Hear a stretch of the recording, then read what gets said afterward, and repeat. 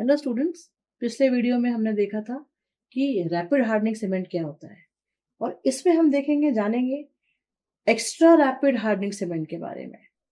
अब देखें कि ये सीमेंट क्या होती है।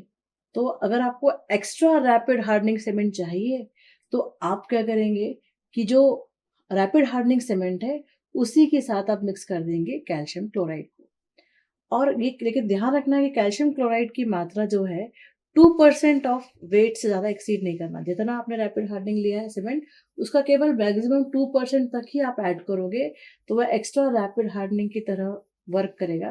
अदरवाइज रिजल्ट जो है सूटेबल फिर नहीं आएंगे। तो अब उसमें क्या करेंगे हम कि इसमें एक्स्ट्रा रैपिड हार्डनिंग है, मतलब जैसे ही आपने वाटर ऐड किया उसकी जो हाइड्रेशन की स्पीड है वो बहुत जल्दी बहुत फास्ट हो जाती है, इसलिए आपको इनिशियल सेटिंग टाइम जो है वो कम हो जाएगा, लगभग 20 मिनट्स के आसपास आसपास हो जाएगा।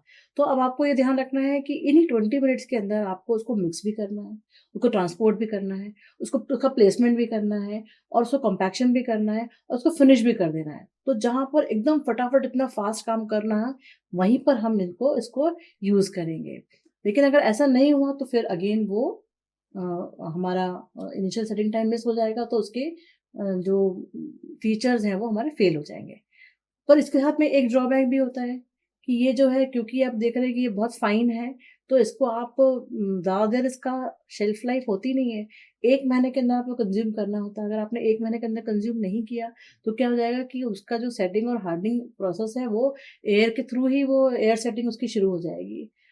तो ये इसलिए ध्यान रखना है कि इसका शेल्फ लाइफ जो 1 महीने का है, तो आपको 1 महीने के अंदर ही इसको कंज़्यूम कर लेना है। आपका फैक्ट्री से आया और कंज़्यूम कर लेना है। अच्छा, अब क्या होता है कि रैपिड हार्डनिंग सीमेंट को जो उसका जो प्रोसेस है, क्योंकि ये क्विक हो रहा है, तो इनिशियल लेवल पर ही जैसे आपने प्लेस किया वैसे ही वहाँ पे large quantity of heat evolve होती है। क्यों? क्योंकि इसका हाइड्रेशन प्रोसेस फास्ट हो रहा है, एक साथ हो रहा है। ऑर्डिनरी पोर्टलैंड सीमेंट में तो वो हम C3S और C2S के माध्यम से उसको हम सेग्रीगेट कर लेते हैं। कुछ अर्ली होती है, कुछ लेट होती है। यहाँ पर काफ़ी सारा स्टार्टिंग में ही हो जा रहा है रैपिड एक्स्ट्रा रैपिड हार्डनिंग में। तो हमें देखना है कि क्योंकि बहुत amount of heat short time period में प्लेसमेंट के बाद ही कर रहा है, तो हमें क्या करना होगा इस केस में कि जो जहाँ पर बहुत कोल्ड रीजन्स हैं, जहाँ पर हम चाहते हैं कि वहाँ फटाफट हार्डनिंग भी हो जाए, और जहाँ पर क्योंकि एटमॉस्फेयर कोल्ड है तो heat of hydration automatically absorb हो जाएगी, वहाँ से रिमूव हो जाएगी।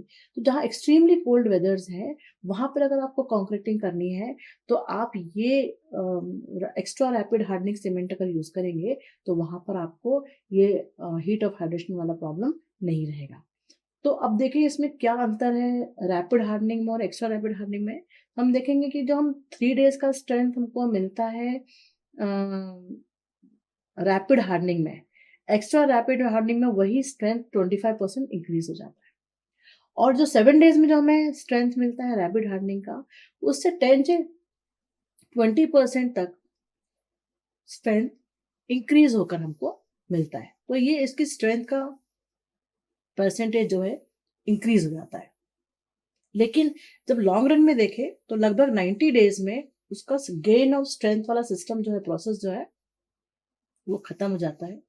और यहाँ पर उसकी स्ट्रेंथ और सिंपल ऑर्डिनरी पोर्टलैंड सीमेंट की स्ट्रेंथ नियरली सेम रहती है। इस सीमेंट का एक साइड इफेक्ट भी देखा गया है कहीं कहीं पर कि थोड़ा सा इनिशियल कोरोजन को वो इनिशिएट कर देता है जब वो रीइंफोर्समेंट के साथ इसको यूज किया जाता है।